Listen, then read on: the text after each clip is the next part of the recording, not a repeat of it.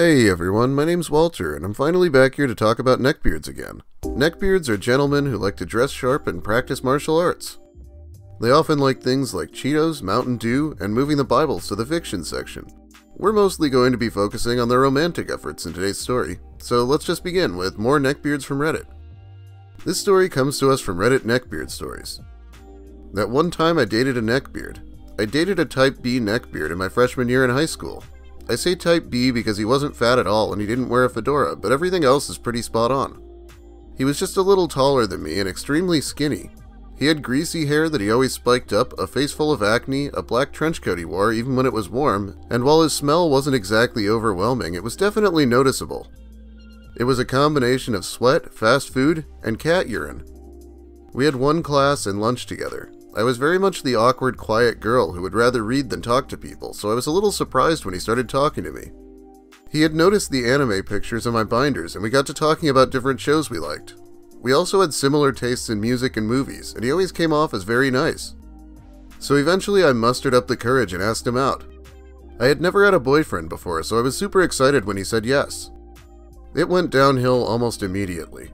He insisted that he had to walk me to every one of my classes, because it was the gentlemanly thing to do, even though most of my classes were nowhere near his. It seemed like a sweet gesture, but after being late to several classes and getting a warning from my teachers, I told him that it really wasn't necessary and that I would just wait for him for lunch and after school. He blew up and demanded that he had to be by my side at all times, otherwise another guy might try something with me. I was pretty much a nobody and people didn't really bother me much, so I thought his reaction was completely unjustified, but whatever, I let it go.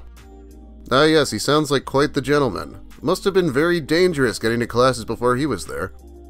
After school he would call me as soon as he got home. The conversation was little more than catching up about classes that day and then nothing. We would literally be silent on the phone for hours. Occasionally we would talk about a show one of us was watching or a game we were playing, but then it would lapse back into silence. If I tried to suggest that we should hang up, he had a meltdown about how I was trying to get rid of him and didn't care about him. So we just sat on the phone, silent, except for when I ate dinner. He would give me 1 hour to eat with my family and then call back, and when I went to bed. Every single day. Yeah, this sounds like my idea of hell. Like, we don't have to talk on the phone that much anymore because we can text, but I remember having some awkward calls where I didn't have much to say back in the day, and it's not fun at all. I was completely exhausted by him after a single week, but I thought maybe he was just scared because I was his first girlfriend, and that hopefully he would settle down eventually. I invited him to go out with myself and one of my girlfriends just to hang out. We went to the mall where he walked in between my friend and I the entire time. She and I hugged once and he pushed us apart and told her that nobody was allowed to touch me but him. We thought he was joking, but he wasn't. He didn't allow her to come anywhere near me all day. She texted me later after we all went home and told me the guy was a psycho. I knew she was right, but I desperately try to see the best in people and wanted to give him a chance to calm down. It went about as well as you can imagine. Over the course of another week he got more possessive and began to accuse me of cheating on him. During one of our phone calls, he told me that as his girlfriend I was obligated to sleep with him. I was a virgin at the time and wasn't ready to take that step and told him as much, but he didn't believe me and accused me of cheating again. He followed it up by telling me that if I wouldn't sleep with him, then he would just drug a drink and do it while I was sleeping. Yeah, I'm sure date rape is one of those crimes that works better when you warn them that you're going to do it. What's even the point of saying this? Did he expect it to change her mind out of fear? I've always been a fairly non-confrontational person, so I couldn't think of anything to say to that. I hung up and began avoiding him at school. He tried calling and texting me for a few days, alternating between apologies and calling me a dumb bitch who would regret dumping him before he finally gave up. All in all, we dated for a whopping 2.5 weeks, lol. The epilogue to this story is that less than a month later he was dating someone else. One of my other girlfriends who, when I told her about that last phone call, had been completely appalled and comforted me about the ordeal. I guess she's into that sort of thing. No judgment here, I guess. Is it just me who feels like this guy ends up killing someone? Like he won't even let her female friends touch her? It's a whole new level of jealousy that I can't even relate to. You ever creep out your girlfriend so much that she just ghosts you instead of breaking up with you? Yeah, me neither. Here's a short story from the comments. A similar thing happened to me in high school. Guy asked me out, after 2 weeks started telling me how much he loved me, following me everywhere, making sure I wasn't talking to anyone else. For Christmas, he drew me this anthropomorphic Fluttershy, but he didn't even give me the original drawing, he photocopied it. When I tried to end things, he told me I wasn't allowed to because both people have to agree to break up or it isn't over. I just laughed awkwardly and left, then started receiving death threats until I eventually blocked his ass. 2 years later, his then-girlfriend told me he had been beating on her basically the whole relationship and kept trying to do weird furry roleplay with her. Glad I got out early. Glad you got out too. Wow, so he draws something My Little Pony related for his girlfriend and then won't give her the original, like it's fucking worth something.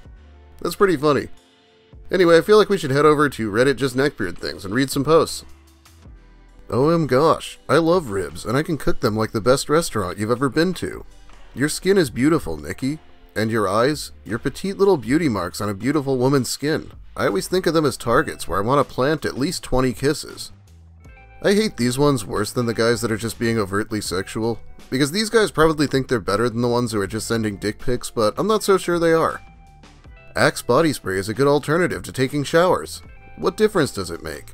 You still smell good either way, but dousing some Axe body spray on is much faster and lasts just as long if you use enough. I know you need shampoo, but you can use dry shampoo and be done with it too. I strongly prefer Axe body spray to taking a shower, and I've gone as long as 62 days without taking one, and nobody said anything, as long as I used enough Axe before going out. I think we waste too much time taking showers. This sounds like it was written by half the guys I went to high school with. I don't think not smelling bad is the only purpose of taking a shower though, nor do they have to take very long. Women have expected resources from men since the dawn of human history, in exchange for exclusive reproductive rights. But in this modern age of technology and indulgence, women, or men among gays, can entice men to sacrifice their resources in exchange for a pale facsimile of attention. Simps are effectively male serfs served noble women. And remember, women do not marry down. They do not want to be depended on. They do not want to be the breadwinner. They will never care for these men, taking advantage of their instinctual need to prove themselves and provide for a woman. Is it a wonder that suicide rates among men are so high?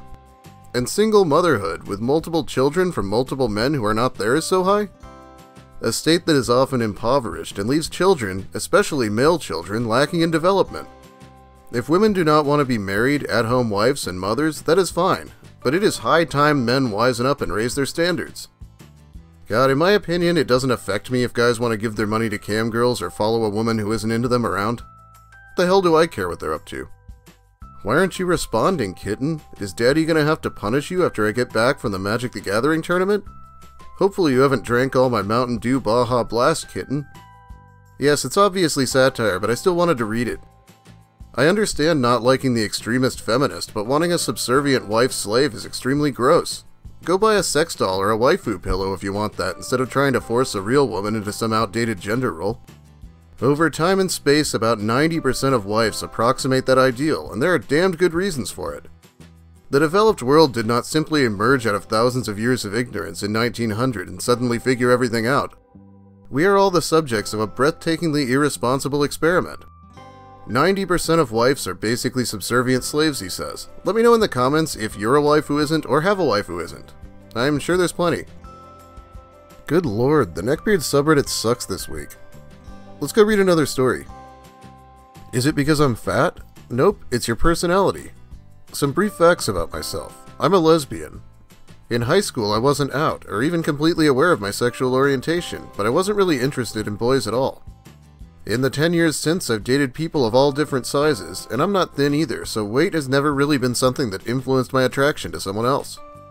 Anyway, I had a few guys openly into me in high school, and they were all unfortunate. The most notable of these was Jim. We met in my sophomore year, his junior, when we had an art class together. I sat with him and his friend Dave, and we quickly became friends. They both had neckbeardish tendencies, but overall they were fine. We would talk while we worked on various projects. At some point our teacher told us we couldn't talk during class anymore, so we started passing notes instead. One day during our usual note-passing sessions, Jim asked me if I would date him. I politely declined, and he immediately became standoffish. Then, of course, Dave passed me a note asking me why I wouldn't date Jim, and I just said I wasn't interested in him that way and saw us as friends, which at the time was true. Then Dave replies, "Well, what about me then?" Geez, Dave, you're such a good friend.